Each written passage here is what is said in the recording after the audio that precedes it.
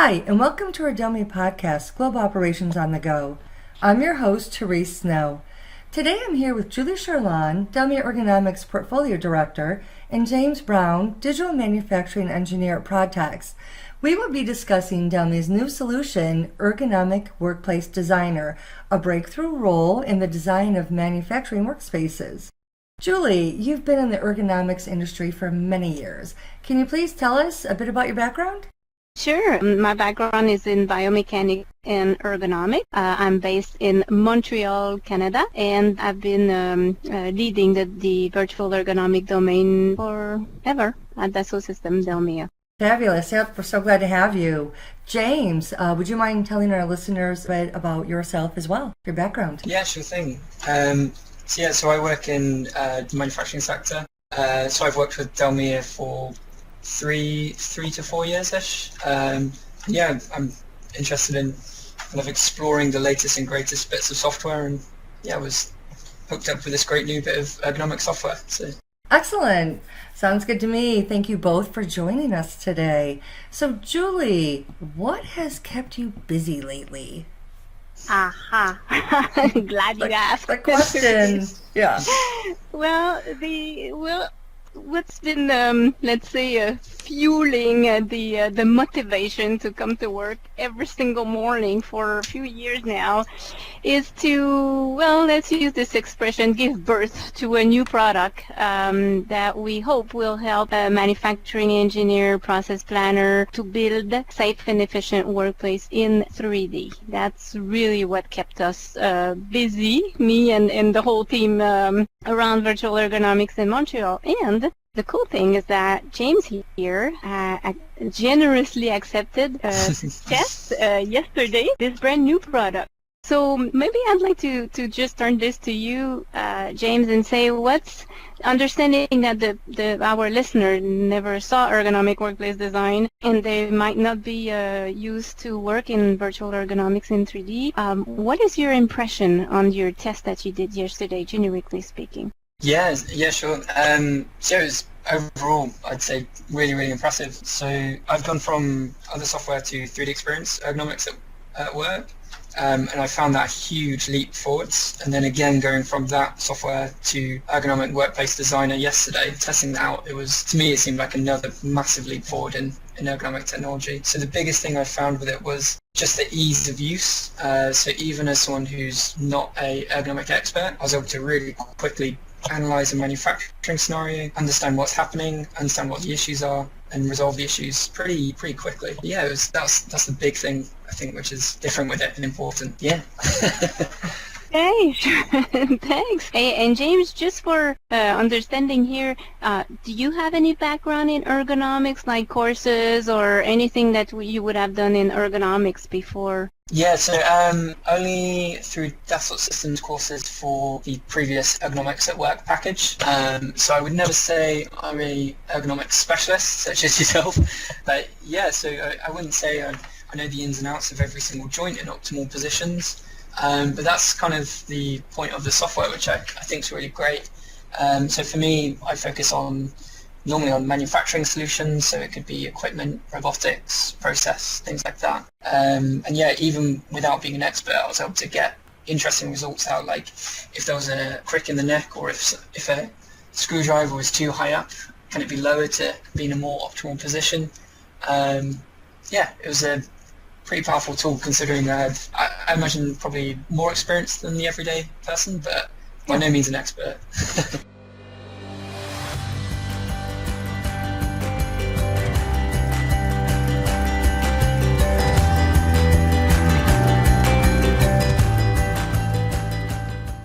So Julie, what did your team do so that someone like James, without the ergonomics knowledge, to actually be able to validate if a workspace is safe? Good question, Therese. The answer to this is we listening to the people using digital human modeling software, using virtual ergonomic solution for a while. There were two elements preventing people from being able to actually use a virtual ergonomic product for people like James with no ergonomic domain. It takes a little while with today's product to posture the mannequin, because as you know, or maybe as you don't know, I'm just saying ergonomics is the essence of understanding the interaction between the worker and its environment. So in order to be able to analyze ergonomics, it's for sure that the user wants to position the mannequin, posture the mannequin, just like a real worker would be doing the task. Today's ergonomic software takes a little while to position the mannequin. And James, please go ahead and comment about this if you agree or not. That's what you're here today. Another perspective or maybe other word to explain. Yeah, it's certainly a lot quicker than previous software I've used, but it's still, the current software in the market, it does still take some time. So I actually said to my team after testing it, they were asking me like, oh, how did it go? What was the test like? And to sum it up, I said to them, I was able to do probably a day's work in 30 minutes. So that's wow, yeah. No kidding. So may I just ask James? So you were saying a day's work in 30 minutes. So a day's work with, say, maybe another. Just positioning the mannequin. You need to dock their hand. You need to press their hand, press the tool, check that's right. Okay, if it's not right, I need to move the tool now and repeat that step again. But with this tool, it was just click, click, click. The click count was reduced basically. Wow. And I think a lot of the thinking behind of it was just synchronized, and it's done in that engine behind it, which it was good. It was streamlined basically, really streamlined. So. Yeah. So to go back to what I was saying, this we catched it from the field, Therese. It was we could feel that the people were spending a lot of time positioning the mannequin, but you know what? People like James, they don't want to spend time positioning the mannequin. That is not what they want to do. What they want to do is analyze the workplace. So what we did, we set up a collaboration with the Montreal Engineering University to develop a technology that's called the Smart Posturing Engine. And what the Smart Posturing Engine does, it creates a mannequin posture automatically in one click. And I heard you say, James, yesterday, something is happening, like the magic is happening behind. And the word that I could put beside the magic is happening behind is this technology that's called Smart Posturing Engine. That's the technology that positioned the mannequin in there. Yeah, and I was raising a few questions, wasn't I, during the test, I think, if you remember, where I was saying, like, is the standing position for the mannequin, have you guys preset that, or did you define that before I joined the test? And yeah, I was pretty surprised to hear that none of that was preset. It was just through this calculation and through the Smart Engine. So it was really impressive. Calculated through the algorithm. So this is the first, so when you ask me, Therese, what did you do to help people like James? That's the first thing we did. We thought about this new technology that would create a posture automatically. We team up with the engineering school in Montreal, and we developed this new technology that's called the Smart Posturing Engine. That's the first thing we did. Mm-hmm. And in the meantime, there's another thing we did also to get to where we are today, is to find a way to tackle another problem, I would say, not just the fact that it takes a while to position the mannequin, but another consideration also that I could hear often on the field is, well, I'm not an ergonomist. I'm supposed to build workplace, and that's done very early in the design process, but I'm not an ergonomist. I don't have an ergonomic background. And in your software, I need to know what ergonomic analysis to take, when to take it, and then once I have the result, I need to interpret. And I'm not an ergonomist. So that's the second thing we did, Therese. Mm-hmm. Again, we team up with another engineering school in Montreal, and we developed another technology that's called Ergo for All. And what it does, and please understand here, it does not replace an ergonomist. Mm-hmm. Not at all. The thing that it does is that it helps people like James in the software while doing their job with no ergonomic background to understand if the mannequin posture created automatically by the Smart Posturing Engine has a risk to develop musculoskeletal disorder or not, and if that risk is high, mid, or low. So two technology. Smart Posturing Engine for automatic mannequin positioning, and Ergo for All for risk measurement of developing musculoskeletal disorder.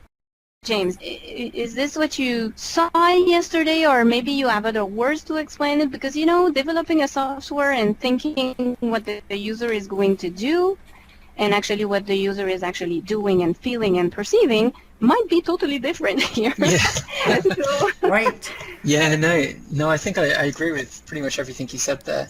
The only thing I'd add to it is, so for me, I often in my job go into loads and loads of different companies, and we talk about the software and we talk about ways they can improve their manufacturing, and I think I can really echo that problem that you heard with. It's often engineers working on equipment and they're like, we have no idea how to do this bit of ergonomics, so it gets thrown over the fence to an ergonomist, and it gets pushed way down the line before they get that input.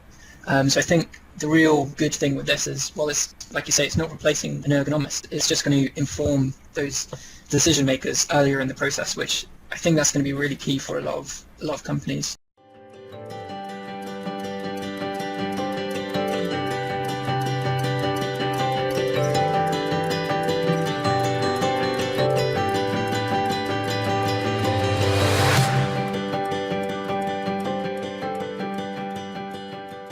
I was interested, you were explaining a bit, James, about key decision makers. Can you explain a little bit about that and how this process can shape that? Yeah, sure. If you have a design engineer or a process engineer or anything like that, someone who's actually working on an assembly line or a manufacturing scenario, like you said, they're probably not going to be an ergonomic expert or anything like that.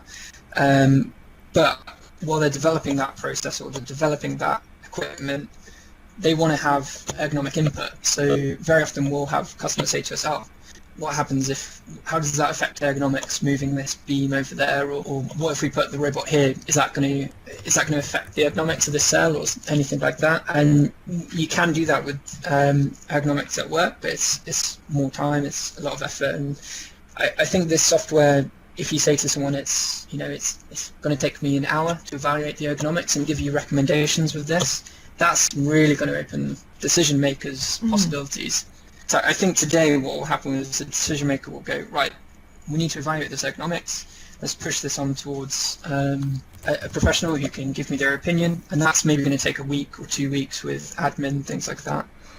With this, it means they can get that decision, that input within straight away. So Sure. Now, what if the engineer can't solve the problem with what is proposed in the software? That's a good question, Therese, because the understanding, like I said a little bit earlier, is that we're not replacing an ergonomist. Ergonomists exist, they have their role, they have their background, they go to school for that. They need to keep doing what they do in terms of prevention and being there. So what we try to do is to give as much input, ergonomic guidance to people like James to do their job. So they try and evaluate and modify the layout, the environment as much as they can to try to come up with something that is as close as possible to low risk of developing musculoskeletal disorder. What happens if the user directly using ergonomic workplace design cannot solve the problem by himself or herself, or it involves a change that will cost a lot to actually lower the risk, or it's a complex problem? What we thought about is to include right there in the software simply a button where you click on it.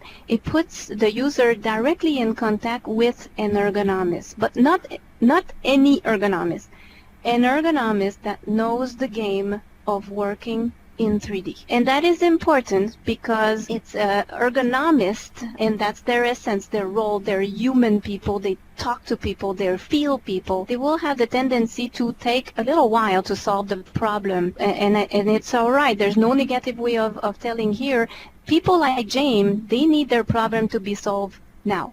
Mm-hmm. So they want to be able to play around with the environment as much as they can. When they can't and they click on this button, then they have someone that knows the game of working in 3D, which is trying to solve by doing different changes in the environment. The way I can maybe symbolize this, Therese, is think about the following. Let's say you want to do your income tax and you're not an accountant, so you have a software that helps you do your income tax. If your income tax is for your own family and you work and that's about it, you will be able to do everything you want in there and everything will be clean. If you have 3 companies and all things in different countries and you've been married and divorced twice and you have 10 children, that's another way of doing things, and maybe at that point in time you want to contact an accountant. I don't know if it makes sense, my comparison. Yeah, no, it certainly does, especially when you were diving into the specifics. So that was great. Is there anything regarding DELMIA's ergonomic workplace design that we have not discussed that you think that people would like to hear before we close? One really interesting thing I did find with the software was I kind of got to near the end of the test where I created a few human tasks and evaluated the ergonomics of it. I think it was 4 or 5 different operations. So I skipped past a couple of the high risks, saying, okay, I don't know exactly how to solve this, but if I was doing this for real, I would continue and come back to all the high risk ones at the end. And I got to the end and I was thinking it would be really great if there's a nice summary of this now to save time for when I take this to a colleague or an ergonomist or anything. And yeah, it was really great. There's just a button for it, which I found was really nice. So on the right hand side it just came up and said, yeah, you've got, these are the levels of risks, these are the level of operations. And yeah, I just thought I'd add that because I found that as an engineer a really nice summary to the process of operations I just done as an ergonomist. So I think every day I think to be able to have this vision and act on it and try to develop a solution that will actually, and I hope and we hope, change the way people do virtual ergonomics today. And that's a blessing to be in this position today. Oh, absolutely. Julie and James, thank you so much today for your time. Conversation was very interesting. I think our listeners will really appreciate the knowledge. So I thank you both for your time. Thank you. Thank you very much. Thank you. And I am your host, Therese Snow, and thank you for listening to Global Operations on the Go.